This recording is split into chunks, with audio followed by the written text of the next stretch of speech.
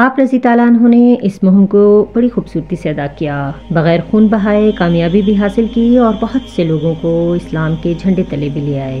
یہ کوئی معمولی کام نہ تھا، ورنہ وہ دور ایسا تھا کہ غیر مسلم مسلمانوں کے خون کے پیاسے ہو رہے تھے۔ ان کا بس نہ چلتا کہ وہ مسلمانوں کو ملیا میٹ کر دیتے۔ جہاں انہیں کوئی مسلمان نظر آتا وہ اسے یا تو ہلاک کر دیتے یا پھر ایسی اذیتیں دیتے کہ وہ تڑپ تڑپ کر جان دے دیتا۔ مگر آپ رضی تعالیٰ عنہ نے یہ کارنامہ سر انجام دے کر بہت بڑی کامیابی حاصل کی۔ یہ کون سے صحابی رسول ہیں؟ چلیے دیکھتے ہیں ہم ان کے بارے میں، ان کی زندگی کے بارے میں۔ تو دیکھنے سے پہلے ہمارا channel let's learn with us اگر آپ کو پسند آ رہا ہے تو پلیز اسے سبسکرائب کریں اور اس کی ویڈیو کو لائک اور شیئر کر دیں۔ آج جن صحابی رسول کے بارے میں ہم پڑھنے جا رہے ہیں وہ ہیں حضرت عبد الرحمن بن عوف، عشرہ مبشرہ کے صحابی کے کچھ ایسے واقعات جو آپ نے آج سے پہلے نہیں سنے ہوں گے۔ 6 ہجری کا واقعہ ہے۔ رسول اللہ صلی اللہ علیہ وسلم نے ماہ شعبان میں دمۃ الجندل کے سرکش لوگوں کو سبق سکھانے کے لیے ایک مہم تیار کی۔ رسول اللہ صلی اللہ علیہ وسلم نے مجاہدین کے اس چھوٹے سے لشکر کا سردار حضرت عبد الرحمن بن عوف رضی تعالیٰ عنہ کو مقرر کیا۔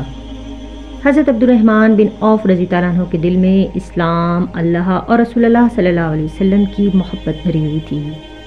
آپ رضی تعالیٰ عنہ ہر وقت جہاد کے لیے تڑپتے اور اللہ کے دشمنوں سے لڑنے کے لیے آمادہ رہتے۔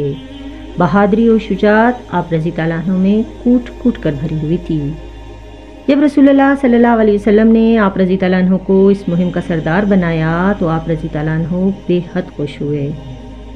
ان کے لیے بہت بڑا اعزاز تھا۔ آپ رضی تعالیٰ عنہ اپنا مختصر لشکر لے کر مدینہ سے روانہ ہوئے اور دمۃ الجندل کی طرف بڑھنے لگے۔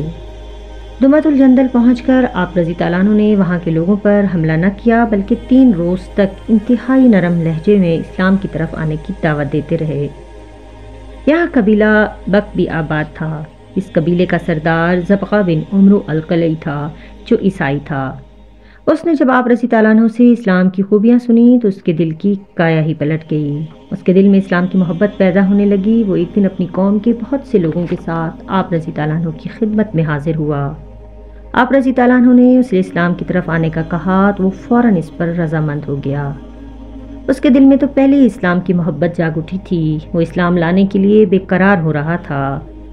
حضرت عبد الرحمن بن عوف نے جب اسے اسلام کی طرف بلایا تو وہ انکار نہ کر سکا اور فوراً بہت سے لوگوں کے ساتھ اس نے اسلام کا دامن تھام لیا۔ مگر کچھ ایسے بدبخت بھی تھے جو اسلام کی طرف نہ آئے مگر انہوں نے جزیہ دینا قبول کر لیا اور مسلمانوں کی اطاعت اختیار کر لی۔ زبقہ بن عمرو القلعی رضی تعالیٰ عنہ کے اسلام قبول کرنے کے بعد حضرت عبد الرحمن بن عوف رضی تعالیٰ عنہ نے ان کی بیٹی تماخر سے شادی کر لی اور انہیں رخصت کرا کے اپنے ساتھ مدینہ منورہ لے آئے۔ حضرت عبد الرحمن بن عوف رضی تعالیٰ عنہ نے اس مہم کو اس خوبصورتی سے ادا کیا کہ بغیر خون بہائے کامیابی بھی حاصل کی اور بہت سے لوگوں کو اسلام کے جھنڈے تلے بھی لے آئے۔ پیاسی تلواریں۔ جنگ بدر عروج پر تھی۔ ایک طرف اللہ کے سپاہی تھے تو دوسری طرف اسلام کے سخت ترین دشمن کفار مکہ تھے جو آج یہ ارادہ لے کر آئے تھے میدان جنگ میں کہ وہ ان مٹھی پر مسلمانوں کو مٹا کر دم لیں گے۔ کفار مکہ کو اپنی طاقت پر بڑا گمنڈ تھا۔ وہ پورے ساز و سامان کے ساتھ مسلمانوں کے مقابلے کے لیے بدر کے میدان میں اترے تھے۔ ان کی تعداد مسلمانوں سے کئی گنا زیادہ تھی اور جنگ کا سامان بھی ان کے پاس بے انتہا تھا۔ گھوڑے، اونٹ اور لشکر کی کثرت نے ان کی گردنوں کو بلند کر رکھا تھا۔ کفار مکہ کے لشکر کا سردار ابو جہل تھا۔ ابو جہل کا اصل نام عمرو بن حشام تھا مگر اسلام سے دشمنی اور جہالت کی وجہ سے وہ ابو جہل کے نام سے مشہور ہوا۔ ابو جہل کفار مکہ کا سب سے بڑا سردار تھا۔ وہ بے انتہا دولت مند بھی تھا، اس وجہ سے وہ غرور و تکبر بھی بہت کیا کرتا تھا۔ دولت اور طاقت کا نشہ اسے چڑھا ہوا تھا۔ مسلمان جب مکہ مکرمہ میں تھے تو یہی ابو جہل ان کا سب سے بڑا دشمن تھا۔ وہ مسلمانوں کو ستانے کا کوئی موقع ہاتھ سے نہ جانے دیتا۔ وہ خود بھی مسلمانوں کو ستاتا اور دوسرے سرداروں کو بھی ایسا کرنے کے لیے کہتا۔ یوں مکہ کے تمام بڑے بڑے سردار اس کی شہ پر مسلمانوں کو خوب ستاتے۔ ان سرداروں میں امیہ بن خلف بھی تھا جو مسلمانوں کا بہت بڑا دشمن تھا۔ اللہ نے اسے بہت دولت دے رکھی تھی۔ اس کے پاس کئی غلام تھے جن کے ساتھ کچھ جانوروں کا سا سلوک کرتا تھا۔ وہ انتہائی ظالم انسان تھا۔ اس کا اپنا ایک بڑا بت خانہ تھا جس کے نگران بلال رضی اللہ عنہ بن رباح تھے۔ پھر جب اللہ تعالیٰ نے حضرت بلال بن رباح کو اسلام کی دولت دی تو امیہ بن خلف ان کا سب سے بڑا دشمن بن گیا۔ وہ روز آپ رضی اللہ عنہ کو طرح طرح کی اذیتیں دیتا اور انہیں واپس بتوں کی طرف پوجا کرنے کے لیے کہتا، مگر آپ رضی اللہ عنہ ہر بار انکار کر دیتے۔ یہ سلسلہ کئی روز تک چلتا رہا۔ پھر حضرت ابو بکر صدیق رضی اللہ عنہ نے آپ رضی اللہ عنہ کو امیہ بن خلف سے خرید کر آزاد کر دیا۔ اب یہی امیہ بن خلف ابو جہل کے کہنے پر جنگ بدر میں شریک ہوا تھا۔ حضرت عبد الرحمن بن عوف رضی اللہ عنہ بھی مسلمانوں کی طرف سے جنگ بدر میں شریک ہوئے تھے۔ انہوں نے جب امیہ بن خلف کو دیکھا تو ان کے دل میں خواہش پیدا ہوئی، کاش امیہ بن خلف اس جنگ میں قتل نہ ہو بلکہ وہ مسلمانوں کے ہاتھوں گرفتار ہو جائے۔ یہ انہوں نے اس لیے سوچا تھا کہ شاید اس طرح سے اسے ہدایت کا راستہ مل جائے، وہ کفر اور بت پرستی سے توبہ کر لے اور اسلام قبول کر لے۔ حضرت عبد الرحمن بن عوف رضی اللہ عنہ کا امیہ بن خلف سے ایک کاروباری معاہدہ تھا کہ وہ مدینہ میں امیہ بن خلف کے مال کی حفاظت کریں گے، جبکہ عبد الرحمن بن عوف رضی اللہ عنہ کا وہ مال جو مکہ میں رہ گیا تھا امیہ بن خلف اس کی حفاظت کرے گا۔ غزوہ بدر کا معرکہ گرم تھا۔ کفار مکہ بڑھ چڑھ کر مسلمانوں پر حملے کر رہے تھے۔ قریش مکہ کے بڑے بڑے سردار مسلمان مجاہدوں کے ہاتھ کٹ کٹ کر گر رہے تھے۔ امیہ بن خلف مسلمانوں کے خلاف لڑ رہا تھا۔ امیہ بن خلف کا جسم بہت بھاری بھرکم تھا، لڑنا اس کے لیے دشوار ہو رہا تھا، مگر وہ جیسے جیسے تلوار سونپتے مسلمانوں سے لڑ رہا تھا جلد ہی اس کا سانس پھول گیا۔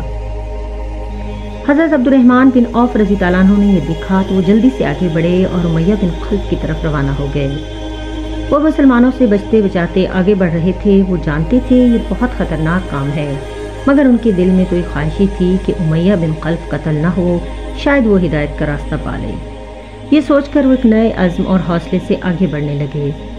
کچھ ہی دیر بعد وہ امیہ بن خلف کے پاس پہنچ گئے۔ امیہ بن خلف نے انہیں دیکھا تو بھاگ کر ان کی طرف بڑھا اور ان سے امان طلب کر لی۔ حضرت عبد الرحمن بن عوف رضی اللہ عنہ امیہ بن خلف اور اس کے بیٹے کو لے کر ایک پہاڑی پر چڑھ گئے۔ یہ اتفاق تھا کہ حضرت بلال رضی اللہ عنہ نے حضرت عبد الرحمن بن عوف کو دیکھ لیا کہ وہ امیہ بن خلف اور اس کو بیٹے کو لے کر پہاڑی کی طرف جا رہے ہیں۔ انہوں نے یہ دیکھا تو انہیں امیہ بن خلف کے وہ تمام ظلم یاد آ گئے جو ان پر ڈھایا کرتا تھا۔ انہوں نے اس کی اطلاع اپنے کچھ انصاری بھائیوں کو دی اور خود تلوار لہراتے ہوئے ان کے پیچھے دوڑے۔ حضرت بلال رضی اللہ عنہ اور چند انصاری ان کے قریب پہنچے۔ حضرت عبد الرحمن بن عوف نے دیکھا تو انہوں نے امیہ بن خلف کے بیٹے کو ان انصاری نوجوانوں کے آگے کر دیا۔ ان انصاری نوجوانوں نے اس پر حملہ کر کے اس کا کام تمام کر دیا۔ اب وہ امیہ بن خلف کی طرف بڑھے کیونکہ ان کا اصل شکار تو امیہ بن خلف تھا، اس کا بیٹا نہیں۔ وہ تو اپنے باپ کے چکر میں مارا گیا۔ اب اس عجیب صورتحال میں حضرت عبد الرحمن بن عوف کا چونکہ اس سے معاہدہ تھا اس لیے وہ چاہتے تھے کہ وہ قتل نہ ہو۔